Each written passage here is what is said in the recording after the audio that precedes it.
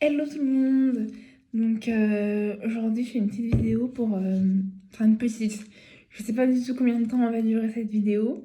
Donc prenez un petit thé comme moi ou un petit café si vous voulez. Parce que je risque de parler pendant longtemps.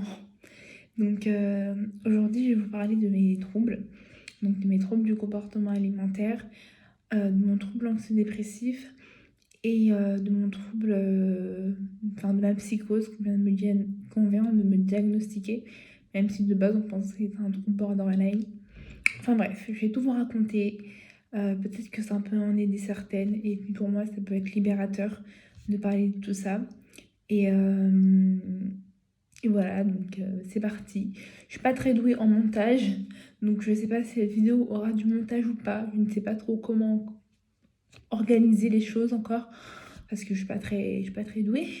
Mais j'espère que vous pourrez regarder en entier et que ça pourra un peu vous aider ou vous faire rendre compte que l'anorexie, c'est pas bien, c'est de la merde. Je commence. Donc j'ai fait 2 phases d'anorexie, on va dire. La première a commencé milieu cinquième, fin cinquième. J'ai déménagé dans une maison. J'ai déménagé dans une maison.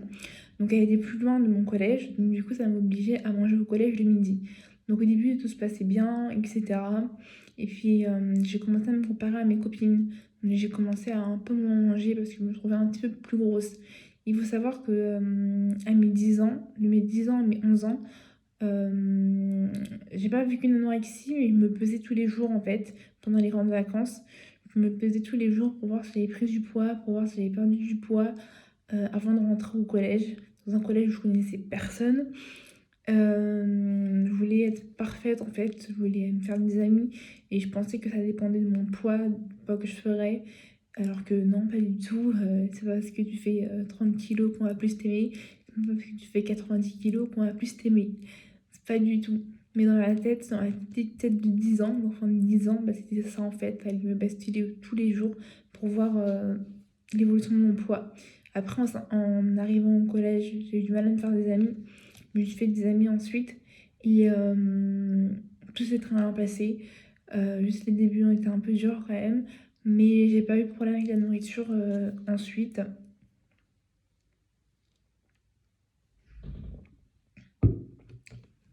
Donc oui, j'ai pas eu de problème avec la nourriture ensuite. Et, euh, et ça s'est bien passé, ma année s'est bien passé. Et tout a recommencé vers milieu cinquième. J'ai commencé à me scarifier en fait. Parce que je ressentais une douleur intérieure tellement immense que je n'arrivais pas à l'exprimer autrement qu'en me faisant du mal. Et je voulais pas inquiéter mes amis, je voulais pas inquiéter mes proches. J'ai commencé à me faire du mal. Et puis au bout d'un moment, j'en ai parlé à une amie qui en a parlé à une autre amie. Et donc, du coup, toutes mes amies étaient un peu au courant que je me scarifiais et elles comprenaient pas pourquoi. Et moi-même, je comprenais pas pourquoi parce que j'avais tout pour être heureuse, mais vraiment, j'avais des sœurs, j'avais des parents qui m'aimaient. Enfin, j'avais pas de raison d'être mal en fait. Et c'est avec le temps que j'ai compris pourquoi j'étais mal comme ça, des traumatismes d'enfance, des petites réflexions par-ci par-là qui ont fait que je suis tombée dans l'anorexie. J'ai encore du mal à me dire que je suis d'anorexie en fait. Pour moi, c'est comme si c'était pas moi, comme si je ne souffrais pas en fait. Enfin, c'est assez bizarre, je sais pas pourquoi. Et donc du coup, j'ai commencé à réduire mes portions en fin de cinquième. C'est-à-dire que je mangeais plus le matin, je mangeais le midi et le soir. Et des fois en goûter, ça m'arrivait quand je finissais les cours tard, de passer à la boulangerie pour une pâtisserie. Voilà, il n'y avait pas encore de culpabilité à ce moment-là. Et puis je suis arrivée en quatrième et là je me suis dit non, Nessie, il faut que tu perdes du poids, t'es trop grosse. Regarde les autres, elles sont fines. Dans les vestiaires, je me comparais, je me disais mais les autres elles sont fines, toi t'es trop grosse, il faut que tu perdes du poids. Donc du coup j'ai commencé à ne plus manger le midi. Donc je mangeais plus le midi, je mangeais presque plus de goûter. Mais comme j'étais gourmande, ça m'arrivait quand même de manger des pâtisseries de la boulangerie.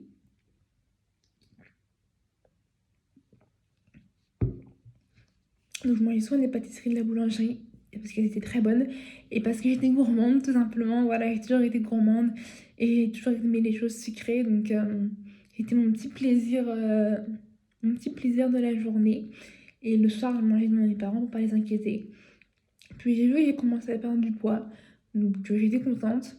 Et puis, euh, et puis ouais, j'étais contente de commencer à perdre du poids. Par contre, en parallèle, j'ai continué à me scarifier. Donc c'était un sujet assez compliqué. Mes parents n'étaient pas au courant. Et ils n'étaient pas au courant non plus que je ne mangeais pas le midi. Et donc ensuite, je ne sais plus exactement dans quel ordre ça s'est passé, mais ma mère a été au courant que je me scarifiais. Parce qu'un jour, elle est venue me dire bonne nuit, et j'étais en manche courte, et elle a senti mon bras, et elle m'a demandé d'aller le voir. Et c'est là qu'elle a vu toutes mes cicatrices. Et à ce moment-là, je voulais juste disparaître, vraiment. Je voulais rentrer sous terre et me dire que c'était qu'un rêve, qu'elle n'avait rien vu. Mais non, non, elle l'avait bien vu. Et avec le recul maintenant que j'ai aujourd'hui, donc à l'époque j'avais 13 ans, ouais, j'avais 13 ans, aujourd'hui j'en ai 19.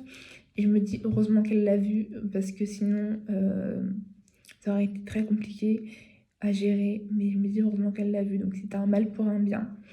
Elle a paniqué, ma mère, elle savait pas quoi faire. C'était sa première fille et elle connaissait pas les scarifications, elle savait pas pourquoi je me faisais ça.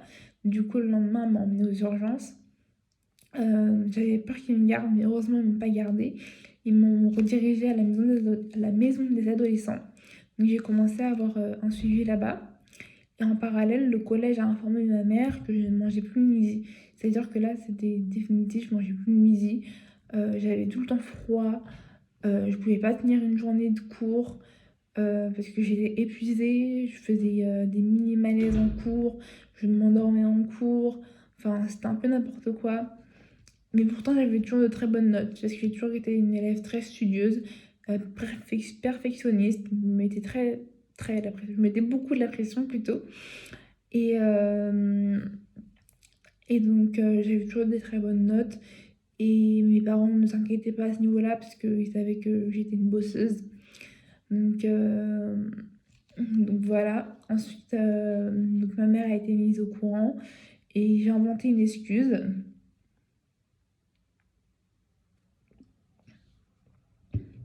Je bois un thé pomme cannelle pépite. J'ai inventé une excuse. J'ai dit que parce que j'aimais pas ce qu'on mangeait à la cantine, mais que sinon ça allait parce que le soir je mangeais. Donc ma mère, l'éponge est passée. Enfin, c'est passé crème, on va dire. Ils se sont pas plus inquiétés que ça. Puis je suis arrivée en troisième et c'est là que j'ai commencé à vraiment perdre du poids. Et mes amies le voyaient, mais elles me complimentaient en fait. Elles me disaient, ouais, j'aimerais trop avoir un corps comme Missy. Missy, elle est parfaite, elle a un corps de mannequin. Du coup, pour moi, ça ma tête, c'était trop bien. Je me disais, ouais, j'ai enfin un beau corps, j'ai enfin pas du tout le poids que j'avais besoin de perdre. Même si je répète, je n'avais pas besoin de perdre de poids, j'avais un poids totalement correct, j'avais un IMC totalement correct par rapport à ma taille. C'est juste que j'étais grande, donc je faisais plus lourd que mes copines. Mais sinon, donc c'était le ratio poids-taille, j'étais normale. Même si j'aime pas trop la normalité, j'aime pas trop ce terme normal parce que ça catégorise les choses. Mais en tout cas, enfin, j'étais pas du tout en surpoids, j'étais loin du surpoids, j'étais à la limite du sous-poids. Et après, du coup, bah, je suis tombée en sous-poids. Et mes parents là se sont rendus compte que quelque chose n'allait pas. Et à la maison des adolescents, on leur a dit que bah, je souffrais d'anorexie en fait. Et pour moi, c'était pas possible, parce que bah, pour moi, je mangeais le soir, je me faisais pas vomir, j'étais pas maigre. Enfin, j'avais encore en tête tous ces clichés de la parfaite anorexique qui ne mange rien, qui est maigre, qui se fait vomir, qui fait de l'hyperactivité. Moi, je faisais du sport dans ma chambre le soir, mais c'était pas de l'hyperactivité non plus. En dehors de ça, je faisais pas de sport, enfin si au collège, mais sinon c'était tout. Donc, pour moi, c'était une boutade, enfin, je ne souffrais pas d'anorexie, c'était pas possible. Donc j'ai continué l'année comme ça. J'allais au rendez-vous à la maison des adolescents, donc je voyais une psychologue, mon pédiatre et une psychiatre. La psychiatre m'a prescrit un traitement pour dormir parce que du coup j'arrivais plus à dormir. Je faisais des nuits blanches et du coup bah, en plus de ça, plus de la sous-nutrition, j'arrivais en cours mais complètement épuisée. J'arrivais en cours, des fois je pleurais parce que j'en avais marre de cette vie, parce que je voulais m'arrêter, mais c'était trop tard en fait. J'étais déjà lancée dans l'engrenage Et je pleurais, j'arrivais en cours, je pleurais, mes amis me disaient mais pourquoi tu pleures? J'étais là, mais je sais pas, je sais pas, je suis pas bien, je veux rentrer chez moi. Alors que pourtant j'ai toujours aimé les cours. Enfin, quand j'étais en primaire, je pleurais parce que j'étais malade et que j'allais rater un jour de cours. Mais là, je voulais juste rentrer chez moi parce que j'avais plus la force d'affronter la vie, j'avais plus la force d'affronter mes troubles alimentaires. Et ouais, je suis tombée en dépression. Et bah, depuis la cinquième, en fait, j'étais en dépression et ça s'est aggravé au fil du temps. Donc j'ai eu du Prozac pour les connaisseurs. Euh, Ah non, j'ai pas eu du Prozac, non, j'ai pas eu du Prozac, j'ai eu de l'Atarax au début. Oui, de l'Atarax. C'est plus tard que j'ai eu du Prozac. Donc j'ai eu de l'Atarax pour dormir. Et donc j'ai continué mon année de troisième comme ça. Je mangeais un petit peu le soir, je mangeais un petit peu au goûter. Par contre, le matin et le midi, c'était mort. Fallait pas me demander de manger. Le midi, mes parents n'étaient pas là, donc je me disais pourquoi manger? Personne ne peut me surveiller. Donc voilà, ou alors je rentrais, je me rappelle, je retrouve des photos. Je me faisais une salade, enfin, je me faisais une assiette, je me mettais une tomate et une saucisse, parce que je me rappelle très bien des calories de la tomate et de la saucisse. Et je mangeais ça le midi. Et des fois, j'avais que ça dans le ventre parce que le soir, je disais que j'avais trop mangé le midi. J'inventais des excuses à mes parents. Enfin, j'en remontais tellement que c'était incroyable. Euh, et on arrive en fin de troisième, j'ai passé mon brevet.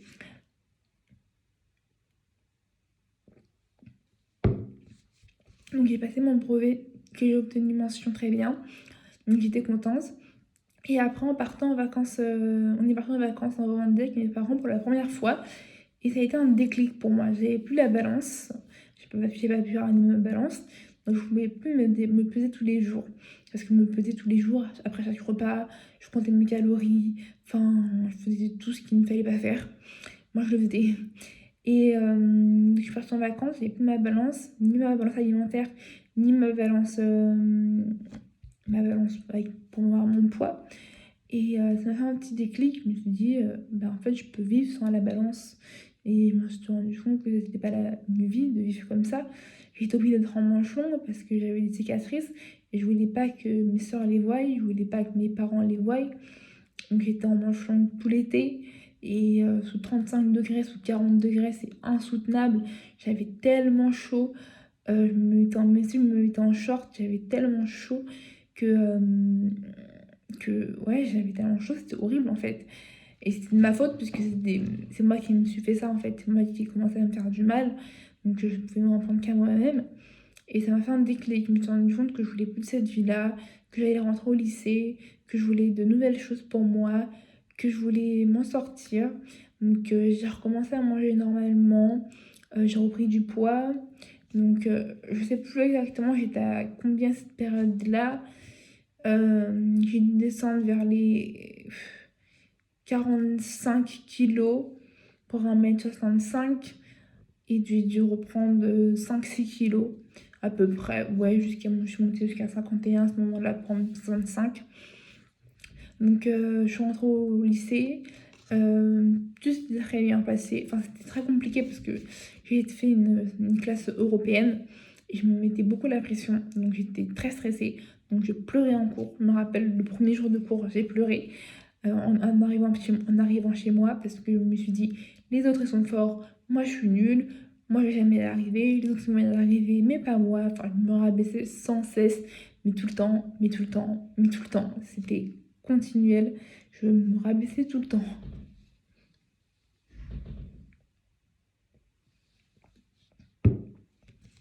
Mais l'année s'est bien passée au niveau des troubles alimentaires. Au début, j'ai mangé au self. Et puis mes parents, enfin on a encore déménagé, donc c'était plus près de mon lycée, donc je pouvais rentrer chez moi le midi.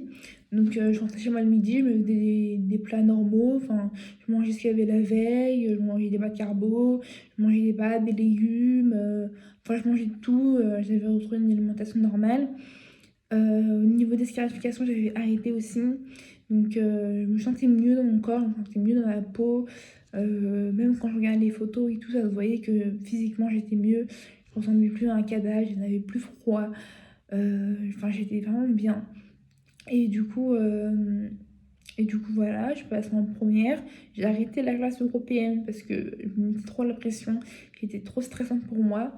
Avec le recul, je regrette un petit peu. Je me dis que j'aurais dû continuer. Mais en fait, la prof que j'ai eue en anglais m'a dégoûtée de l'anglais. Alors que pourtant, j'aimais bien ça. Mais elle m'a dégoûtée de l'anglais parce qu'elle mettait des... Enfin, je sais pas, elle était trop stressante en fait. Et elle m'a dégoûtée de l'anglais. Et donc, du coup, je passais en autre classe, une classe première générale, scientifique, normale. Au début, c'était dur parce que je connaissais personne dans la classe. Il y avait juste une fille qui était avec moi en seconde, mais sinon, je connaissais personne.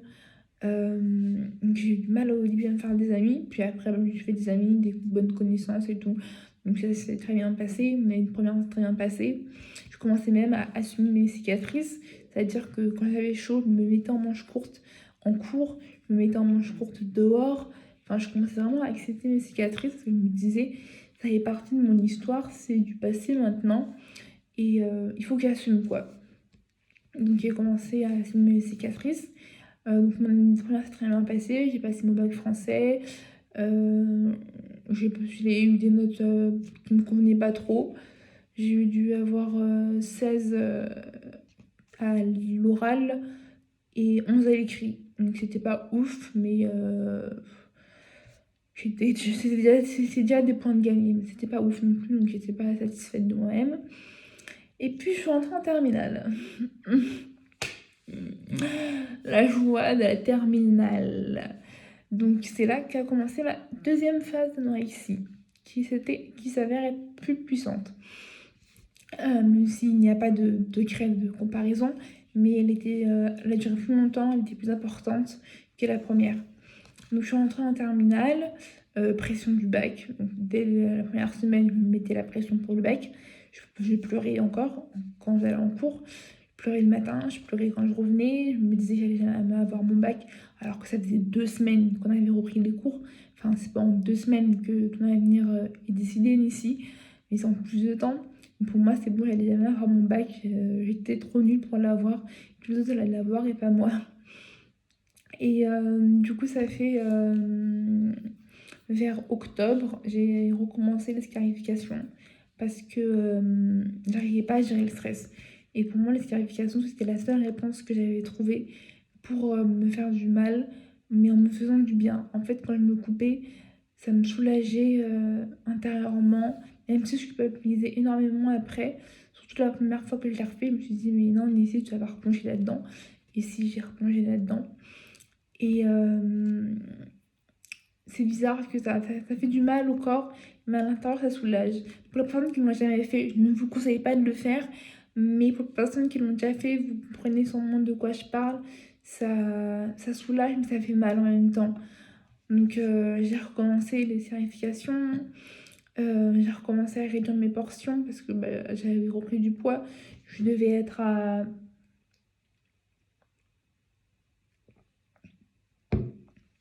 53 kilos, 55 kilos, 53 et 55 kilos pour 1m66. Donc c'était un poids tout à fait normal. Mais pour moi, ça ne me convenait pas. J'étais trop grosse. Donc j'ai commencé à réduire mes portions. Donc je mangeais plus le matin. Je mangeais le midi, je mangeais très peu. Le soir, je mangeais très peu. Je faisais du sport dans ma chambre. Donc je faisais beaucoup de sport dans ma chambre. Puis je sentais que je n'allais pas tenir comme ça. Donc je suis partie voir les infirmières du lycée. On a longuement parlé de ça et tout ça. Et ils m'ont dit qu'il fallait que je reprenne contact avec la maison des adolescents. Parce que du coup, entre-temps, j'avais arrêté mon suivi en début de seconde, comme ça allait mieux. Donc j'ai repris contact là-bas. Donc j'ai vu un infirmier. Ça s'est très bien passé. Donc j'ai expliqué la situation, etc. Donc là, on devait être en janvier, février, mars, avril. On devait être en février à peu près. Donc j'expliquais la situation, que je me suis clarifiée de nouveau depuis octobre, que j'avais de nouveau du mal à manger, que je perdais du poids, que je ne contrôlais plus rien. Et au bout de 3 séances, il a dit faut que je voie votre mère parce que là, vos scarifications deviennent trop importantes. Il a pas vu ma mère, il l'a appelée. Il a dit il faut qu'elle vienne votre mère parce qu'il faut que vous emmène aux urgences parce que là, vos scarifications deviennent trop importantes. Et là, dans ma tête, c'était quoi, les urgences? Pour faire quoi en fait? je n'ai pas ma place là-bas. Du coup, il a appelé ma mère qui n'était bien sûr pas au courant que j'avais repris les scarifications. Donc je suis rentrée chez moi, sur le chemin, j'étais en pleurs, j'arrivais chez moi en pleurs. Et, et je me rappelle très bien, mon père venait de perdre son frère quelques semaines plus tôt. Et il s'est mis à genoux et il m'a dit Nissi, je t'en supplie, arrête les scarifications. Tout ça, il a dit en pleurant. Il a dit j'ai jamais autant pleuré depuis la mort de mon frère. Et ça m'a brisé le cœur parce que c'est pas du tout mon but de faire souffrir mes parents. Enfin, je les aime tellement, je veux tellement être la fille parfaite pour eux. C'est vraiment pas le but de les faire souffrir, c'est vraiment pas volontaire. Et du coup, ça m'a fait assez mal. Et je suis partie en cours le lendemain, normalement. J'ai rien dit à mes amis. Et le soir, ma mère a m'emmené aux urgences et elle m'a fait imagine une garde. J'ai fait bah, c'est une garde, je demande à sortir. Enfin, moi, je vais pas être hospitalisée quoi. Et je suis arrivée là-bas et ils m'ont gardée. Ils m'ont dit qu'ils allaient me garder, qu'ils ne pouvaient pas me laisser partir comme ça. Parce que j'ai perdu du poids, je mangeais plus rien, presque plus rien. Je faisais du sport, je me suis scarifiée, mais vraiment, là j'avais repris des scarifications vraiment très intenses et très profondes. Donc c'était vraiment très dangereux. Et du coup, ils m'ont gardée. Et je suis montée dans le service le soir même. Je me rappelle, je suis montée aux grands enfants parce qu'il n'y avait plus de place aux adolescents.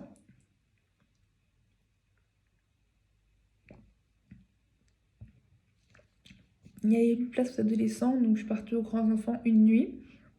Puis le lendemain, je suis montée aux adolescents. Ça s'est très bien passé, j'ai fait de belles rencontres. J'ai fait des belles rencontres, les autres patients étaient super sympas. On était un petit groupe de 8, donc c'est vraiment pas beaucoup de personnes. Mais c'était sympa, enfin sympa. Ça reste l'hôpital, mais ça aurait pu être pire. Je m'imaginais à pire. Par contre, j'avais pas le droit à mon téléphone. Du coup, mes parents, quand ils venaient en visite, ils m'ont ramené mon téléphone un petit peu pour que je regarde un petit peu la vie de mes copines, que je perde pas tout, quoi. Et mais ça m'a permis de ressentir sur moi-même. Par contre, c'était les repas, c'était très, très, très, très dur. Donc, je mangeais pas beaucoup, je perdais du poids. Euh, ouais, je perdais du poids. Et j'ai eu une permission qui s'est très bien passée. Et au bout d'une dizaine de jours, la psychiatre qui me suivait a dit que la pédopsychiatre a dit que je pouvais sortir parce que ma permission s'était très bien passée, même si mentalement j'étais pas du tout prête à sortir. Elle a dit que je pouvais sortir et puis j'avais mon bac à passer donc moi je voulais absolument sortir vite. Donc je suis sortie, il y a eu 2 semaines de vacances, du coup je suis revenue après, donc ça faisait un mois que j'étais pas là en cours. Donc forcément bah, il y avait des questions, pourquoi t'étais pas là, t'avais quoi, t'étais malade, etc. Donc bah, il y avait que mes amis proches qui étaient au courant et quelques autres personnes, genre les délégués que j'ai mis au courant quand même de ma situation pour qu'ils en parlent aux profs. Donc les profs ont été au courant, ils m'ont aidé et tout, donc c'était vraiment super sympa de leur part. Et en parallèle, j'avais l'impression que mes parents, ils me goinfraient. C'est-à-dire qu'on allait au resto toutes les semaines. Euh, je devais prendre un plat consistant et je devais le finir. J'avais l'impression de me goinfrer, j'avais l'impression de manger tout le temps. Mais en parallèle, je continuais à perdre du poids et j'ai commencé à prendre des laxatifs. Donc vraiment une chose à ne pas faire, vraiment, c'est vraiment horrible. Ne faites pas ça. Ne prenez pas de laxatifs, ça ne va pas vous aider à perdre du poids. Ça ne va pas vous aider du tout. Et donc moi, j'ai commencé à prendre des laxatifs pour me vider parce que je ne pouvais pas garder toute cette nourriture en moi. Donc j'ai commencé à prendre des laxatifs et donc du coup je perdais du poids. Et mon pédiatre il voyait que je perdais du poids. Donc là il m'a dit bah Nissi, vous n'avez pas le choix, ce sera complément alimentaire. Donc moi j'étais là ok, enfin je connaissais pas les compléments donc voilà. Ensuite je vais à la pharmacie, je vois le grand rayon des compléments et là je vois les calories dessus. Et là j'étais là, c'est une blague, je vais devoir prendre ça, il y a autant de calories dans un petit pot comme ça, je vais devoir le prendre en entier. Et pour moi, c'était inimaginable. Donc moi, j'ai pris des Fortimel Juicy au début. Enfin, c'est la pharmacienne qui m'a conseillé ça. Je vous déconseille, c'est pas bon du tout. Vraiment, je pourrais vous faire une vidéo si vous voulez sur les compléments ou sur mon compte Insta. J'ai un post sur les compléments. Je vous laisserai le mettre en lien en barre d'infos. J'ai l'impression d'être une youtubeuse, mais je vous mettrai en lien en barre d'infos pour les posts sur le complément pour vous aider à choisir parce que y a tellement de compléments, tellement de goûts et tout que quand c'est la première fois, c'est compliqué de faire le bon choix, on va dire. Donc voilà.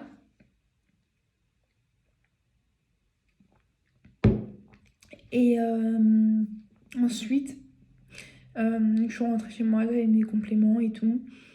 Donc au début, je les prenais dans mes parents. Puis après, mes parents m'ont fait confiance. Du coup, ils me dit bah, tu peux les prendre toute seule. Donc je les prenais plus en fait. Je disais que je les mangeais soit la moitié et je mettais l'opercule dans le pot pour faire croire que je l'avais pris en entier. Soit je disais à mes parents, quand c'est les trucs à boire, que je les buvrais sur la route pour aller au collège, au lycée. Et je les buvais pas en fait. Parce que c'était trop calorique pour moi, je pouvais pas me permettre ça. J'étais trop grosse encore pour prendre ça. Donc je l'ai jeté sur la route. J'en ai jeté pas mal des compléments. Et à côté de ça, mon poids se stabilisait. J'arrivais à stabiliser d'après mon poids, donc j'ai évité une hospitalisation la veille de mon bac. Parce que j'ai un peu triché, mais parce que si je perdais trop de poids, ce serait l'hospitalisation. Et j'avais mon bac à passer la semaine d'après, donc c'était non, hors des questions. Donc j'ai passé mon bac, une période très très très très stressante. J'ai cru que je jouais ma vie, je jouais ma vie pour moi. Pour moi, c'était ça, je jouais ma vie. Et donc, la semaine du bac est passée. Je suis partie fêter la fête de la musique. Au début, je voulais pas y aller. Des amis qui m'ont un petit peu forcé la main. Donc, on est parti fêter la fête de la musique. C'était cool, ça m'a permis de détendre avant ma dernière épreuve de bac qui était SVT. Donc, mon plus gros coef, parce que j'avais spécialité SVT. Et j'ai passé mon épreuve de spécialité SVT, enfin mon épreuve de SVT, et ça s'est très bien passé. Et je suis partie au Canada le mercredi. Donc j'ai passé ma dernière épreuve le lundi, et le mercredi j'étais dans l'avion pour aller au Canada avec ma grand-mère. Et je suis partie chez la cousine de ma mère. Et j'étais au Canada et je suis partie à New York, j'ai fait Toronto, Québec, Montréal. Et j'ai kiffé, c'était génial. Franchement, je me suis rendu compte que là, mon corps, il pouvait me permettre de faire des choses comme ça et je le remerciais. Parce que vraiment, c'était génial, c'était une expérience géniale. Et je ne regrette pas du tout d'être partie là-bas, même si dans ma tête, tout n'était pas encore réglé. J'avais encore des tocs de la maladie, j'étais pas du tout guérie, mais j'ai profité au max de mon voyage, même si j'aurais pu en profiter plus, mais à cause de la maladie, voilà, il y avait des trucs que je pouvais pas encore manger. Quand on mangeait le repas du midi à 15h, moi je pouvais pas manger parce que pour moi c'était pas dans mes horaires. Quand on reprenait le petit déjeuner à 11h, pour moi c'était pas dans mes horaires donc je pouvais pas. Enfin, j'avais encore des tocs d'horaire, des tocs liés à tout ça, la quantité que je mangeais, je me resservais pas même si j'avais encore faim. Même si à ce moment-là je ressentais plus trop la faim. Enfin, il y avait plein de trucs comme ça, genre au McDo, quand on allait, il y avait des calories écrites partout. Donc moi, je prenais ce qui était le moins calorique. C'était assez compliqué, mais j'ai quand même réussi à profiter de mon séjour au Canada. Et c'était génial. Et ensuite, à la rentrée, donc en août, mi-août, je suis rentrée en PACES. Donc j'ai fait ma première année de médecine et j'ai fait la pré-rentrée. Donc j'ai déménagé toute seule à Caen. Donc il faut savoir que moi je viens du Havre. Donc j'ai déménagé à Caen toute seule dans mon appart. C'était mon rêve à 18 ans de partir de chez mes parents et d'avoir mon appart. Donc j'ai eu mon appart et, et au début je gérais. Au début j'ai géré les cours. J'allais en cours, j'allais de ma pré-rentrée, je rentrais chez moi, je me faisais à manger, je me faisais des gamelles pour le midi, je me faisais des salades pour le midi, enfin je gérais. Et puis après je me suis rendu compte qu'en fait j'étais toute seule chez moi, et alors mais pourquoi manger puisque je suis toute seule chez moi? Donc, j'ai commencé à réduire le petit déjeuner, puis réduire le déjeuner, puis réduire le dîner, puis à manger plus que le soir. Et puis du coup je tenais pas les cours parce que je me levais à 6h, j'ai bossé de 6h à 22h. Je bossais avant d'aller en cours, puis j'allais en cours, puis je rentrais chez moi, je rebossais toute l'après-midi. je mangeais le soir et je rebossais après le repas du soir.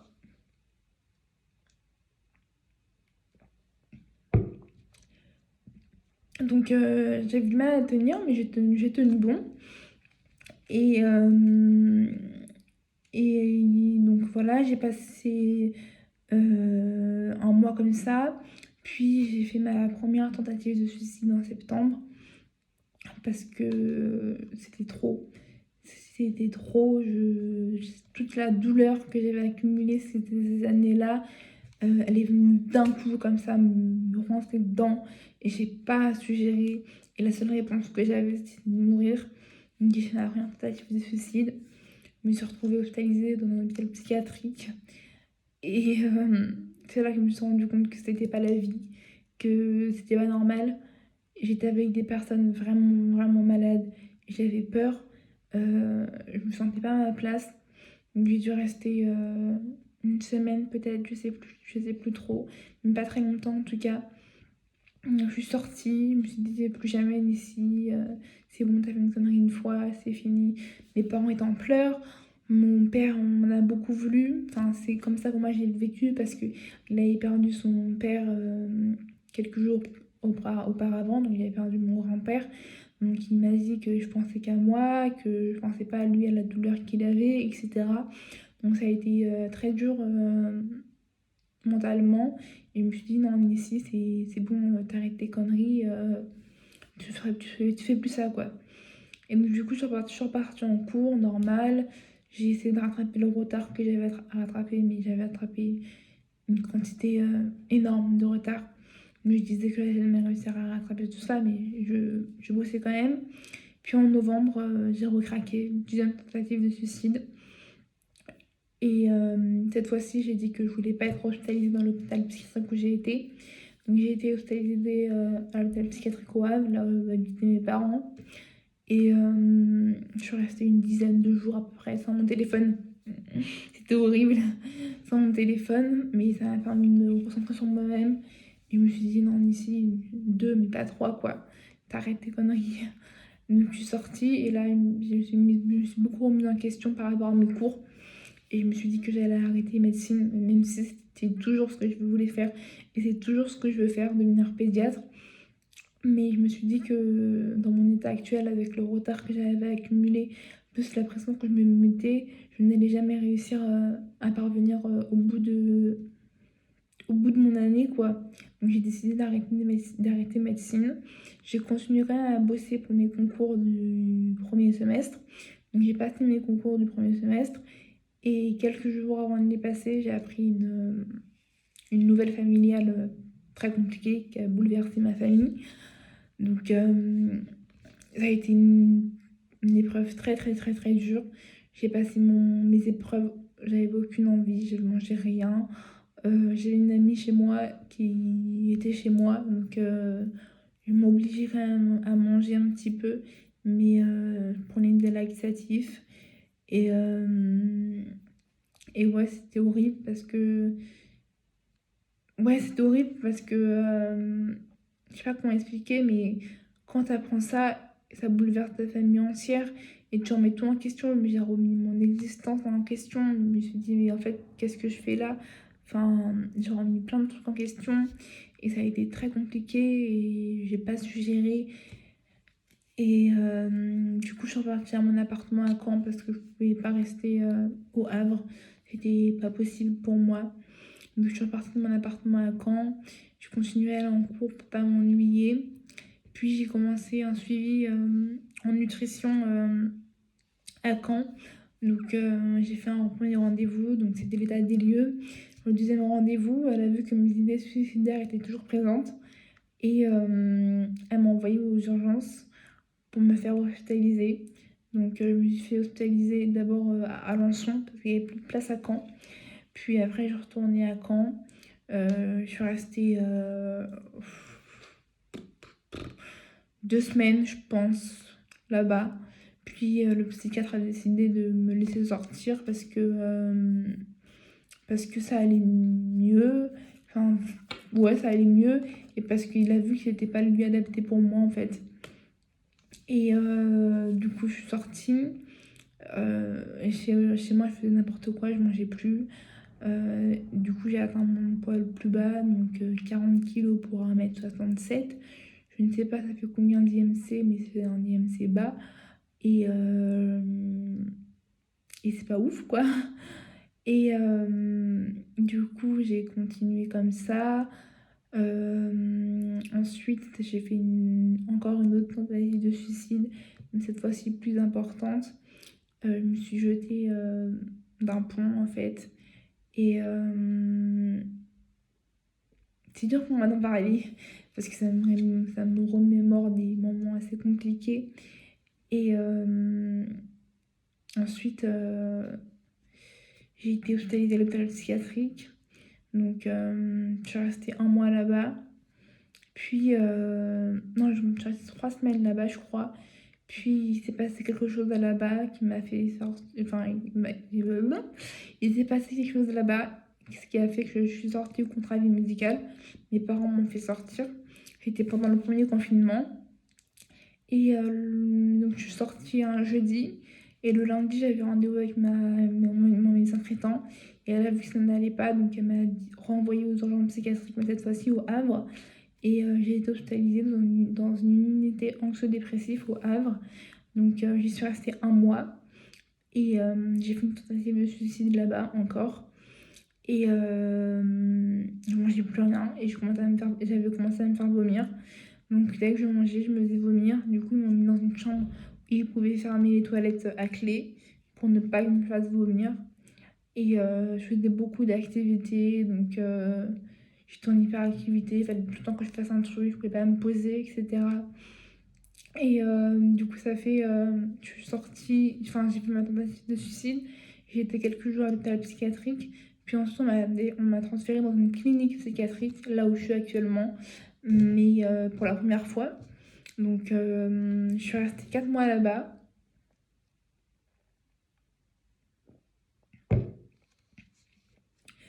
Donc, je suis restée 4 mois là-bas. J'ai pris 20 kilos que je n'ai jamais accepté et que je n'accepte toujours pas. Et je suis sortie je suis sortie juste pour partir en vacances avec mes parents. Donc, je suis sortie le 11 juillet. Et je suis partie en vacances le 13 juillet. Donc, ou le 12 juillet. Je crois que je suis partie en vacances le 12 juillet. Je sais plus trop exactement. Mais en tout cas, je suis partie en vacances un jour, 2 jours après. Et c'était génial. J'ai profité de mes vacances. Et là, je me suis sentie un peu revivre. Et j'ai profité à fond. On est parti à Argelès-sur-Mer dans un camping. Et c'était génial. On a profité de la piscine et tout. Et quand j'envoie les photos, je vois à quel point j'étais maigre. Et mais j'ai essayé de me reconstruire un petit peu. Donc je pars en vacances, voilà, avec mes parents. J'avais été acceptée à une école d'infirmière pour prendre les cours en février 2021. Donc tout allait bien. Enfin, je commençais à me reconstruire un petit peu, même si j'acceptais pas mon corps. Ah non, c'est pas ces vacances-là que je me trouvais mec, c'était aux vacances de l'année dernière, après être partie au Canada. Ouais, c'était ça. C'était là où je me trouvais maigre. Parce que là, cette année, j'avais repris du poids. Donc, je me trouvais plus maigre. Et je suis partie en vacances. Donc, on est rentré. J'ai arrêté de prendre un traitement. Donc, le traitement qui m'a fait prendre 20 kilos en partie. Donc, j'ai arrêté de le prendre. Et j'ai reperdu 10 kilos en un mois. Et j'ai eu rendez-vous avec la psychiatre et je lui ai dit que j'avais de nouveau des décès suicidaires, que ça n'allait pas du tout, que j'avais perdu 10 kilos en un mois, que je replongeais en fait tout simplement. Et là elle m'a dit ok, bah on vous garde.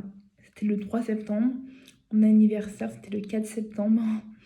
Donc j'ai passé mon anniversaire à l'hôpital psychiatrique, shooté au Loxapac, au Valium. Donc je me rappelle plus du tout de cette journée. Je ne me rappelle plus des messages de mes amis, je me rappelle plus des messages de mes parents, de ma famille. Enfin, j'étais complètement ailleurs. Je me suis réveillée le soir, je ne savais plus où j'étais, je ne savais plus quel jour on était. Donc, je suis restée une semaine là-bas et c'était horrible. Vraiment, c'était horrible, c'était trop dur. C'était à Rouen cette fois-ci et c'était trop dur. Donc mes parents, mon père m'a fait sortir contre avis médical. Il a bien gueulé pour me faire sortir, mais je suis sortie.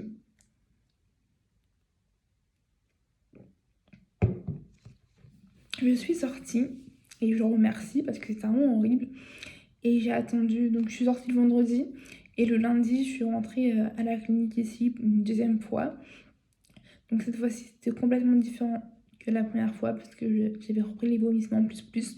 Donc tout ce que je mangeais, je le vomissais. Même une demi-pomme, je ne pouvais pas la garder, il fallait que je la vomisse. Je vomissais tout le temps, je vomissais tous mes repas, enfin c'était n'importe quoi. Et ils m'ont fermé mes toilettes pendant les repas et 2 heures après les repas. Mais je me faisais quand même vomir 2 heures après. Enfin, j'étais complètement accro au vomissement, j'arrivais pas à m'en passer en fait. Et c'est là que je me suis rendu compte qu'il y avait un problème. Et j'avais ramené un jour une lame de permission. Et un soir où c'était trop, je me suis clarifiée assez profond. Parce que je sais pas si je voulais mourir, je sais pas, mais je sais juste que c'était un acte impulsif comme à chaque fois. Et, euh, et du coup, on m'a transférée aux urgences pour me faire recoudre. Et la clinique ne voulait plus me reprendre parce que j'étais en danger en fait pour eux. Enfin, ils avaient peur qu'il m'arrive quelque chose. Du coup, je suis restée chez mon père au début. Et c'était compliqué parce que c'était lui qui faisait tous les repas. Et même si je voulais pas manger, il fallait que je mange quand même. Ils surveillaient que je prenne bien mon traitement. J'avais pas accès aux médicaments. Enfin, j'ai vraiment l'impression d'être infantilisée, même si je sais au fond que c'était pour mon bien. Mais c'était dur sur le moment.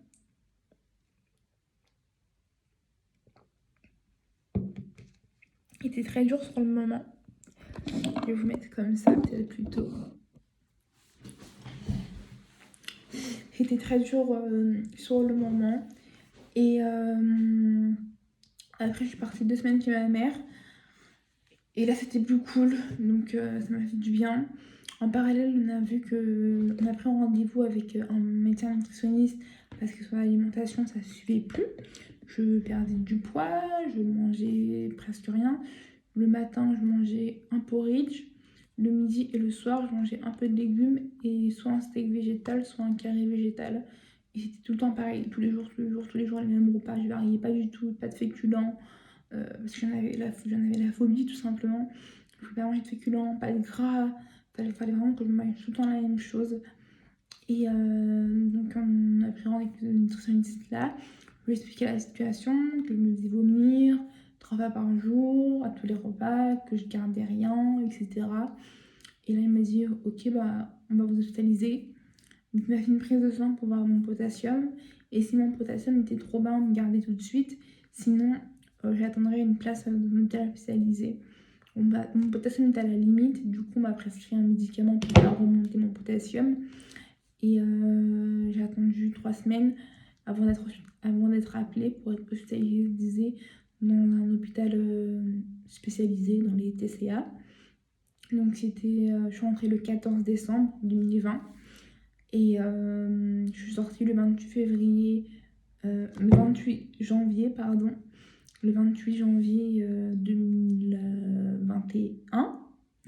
Donc oui, je suis rentrée le 14 décembre 2020, je suis sortie le 28 janvier 2021. Oui, voilà, c'est ça. Et ça m'a beaucoup aidé. J'ai eu la sonde dès le premier jour où je suis arrivée pour me sevrer des vomissements. C'était très dur au niveau des repas parce que noter tout ce que je mangeais, tout ce que je ne mangeais pas.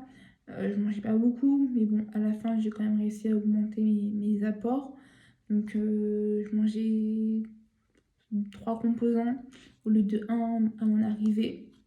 Donc, c'est déjà bien pour moi.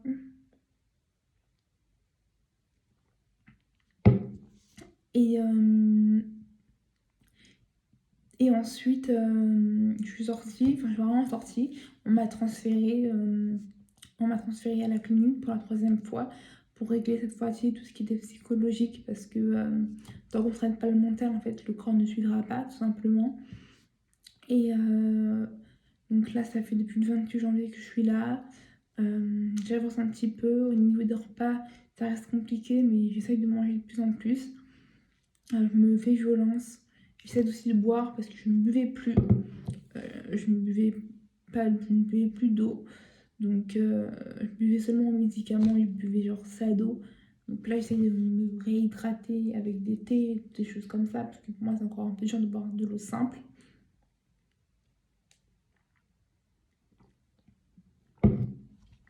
Et, euh, et voilà. Donc, je vais essayer de me battre, je vais m'en sortir.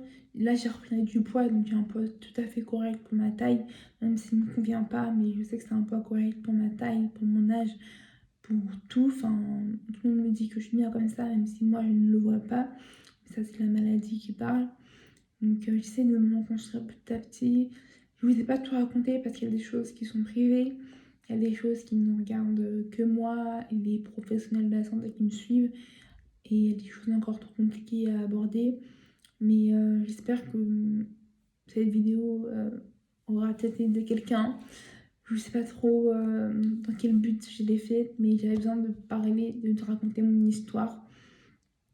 Donc voilà, j'ai jamais été harcelée, jamais eu d'abus sexuels. Enfin, c'est compliqué, mais j'ai jamais, enfin, jamais eu d'événements graves dans ma vie, on va dire, même si à mon goût, certaines choses étaient graves, mais peut-être comparé à certaines personnes, c'est moins grave. Mais c'est juste pour dire que c'est pas parce que vous n'avez pas vécu de drame psychologique dans votre vie que vous êtes moins légitime qu'une personne qui a vécu un drame psychologique. Vous êtes tout autant légitime à recevoir de l'aide, à demander de l'aide. Surtout n'hésitez pas, dès que vous sentez que vous flanchez, demandez de l'aide. Si vous êtes mineur, allez dans une maison des adolescents, c'est gratuit. Ils vont pas mettre au courant vos parents à part si vous vous mettez en danger. Si vous êtes majeur, allez dans un CMP, c'est gratuit aussi. Et ça ne peut que vous aider d'avoir de l'aide. Mais ne restez pas seul avec que ce soit vos troubles alimentaires, vos troubles anxio-dépressifs, vos troubles borderline, vos troubles de la schizophrénie. Enfin, tous vos troubles, ne restez pas seul. J'ai pas trop parlé de mon trouble borderline et de mon trouble et de ma psychose qu'on vient de me diagnostiquer parce que sinon ça aurait été trop long. Peut-être que je ferai une autre vidéo à ce sujet pour vous en parler plus parce que je pense que ça mérite aussi qu'on en parle. Mais vraiment, prenez soin de vous. N'hésitez pas à demander de l'aide. N'attendez pas d'être au plus bas pour demander de l'aide. L'anorexie, c'est pas cool. C'est pas un mode de vie. Moi, quand j'étais mec, même si des fois je veux redevenir maigre, mais je sais que quand j'étais mec, j'étais pas heureuse. Je me détestais aussi. Donc je me dis, à quoi bon, quoi. Pourquoi redevenir mec si je me déteste aussi. Mais c'est très dur de penser comme ça. Là, j'ai la sonde actuellement pour me nourrir la nuit parce que je ne me nourris pas encore assez. Enfin, c'est très compliqué, c'est très complexe. Mais on peut s'en sortir, voilà. Je sais qu'on peut s'en sortir. Il y a tellement de personnes qui s'en sont sorties que vous aussi vous pouvez, moi aussi je peux m'en sortir. Et il faut se battre et ne rien lâcher et se dire qu'on peut y arriver, qu'on peut le faire et qu'on est des battantes et des battants parce que l'anorexie ne touche pas que les femmes, malheureusement. Enfin, pas malheureusement, mais je veux dire, elle ne touche pas que les femmes, elle touche aussi les hommes. Elle touche tout sexe, tout âge, toute morphologie. Parce que oui, il ne faut pas être maigre pour souffrir d'anorexie. On peut avoir un poids normal et souffrir d'anorexie parce que c'est mental, c'est dans la tête. On peut avoir 70 ans et souffrir d'anorexie. On peut être un homme de 15 ans et souffrir d'anorexie. Enfin, vraiment, ne catégorisez pas l'anorexie comme la fille maigre qui se vomir et qui fait de l'hyperactivité tout le temps. Non, il y a autant d'anorexie que d'anorexiques. Donc voilà, c'était juste un petit message que je tenais à vous partager. J'espère que cette vidéo n'est pas trop longue, je sais pas trop comment je vais la monter, comment je vais faire. J'ai un peu galéré, je pense, mais j'avais besoin de parler et en tout cas, ça m'a fait du bien de parler. Et j'espère que vous avez apprécié la vidéo et que c'était pas trop long pour vous. En tout cas, voilà, je vais m'arrêter là. Si vous avez des questions ou quoi, je vous mets mon Instagram en barre d'infos. Je vous mets tous mes réseaux en barre d'infos. Vous pouvez commenter cette vidéo si vous le souhaitez. Je serai toujours là pour vous aider, pour vous encourager. Et voilà, je tenais à vous souhaiter plein de courage. Je sais que c'est dur, mais le combat, il en vaut la peine. Donc, je vous fais de gros bisous et prenez soin de vous. Et n'arrêtez jamais de vous battre.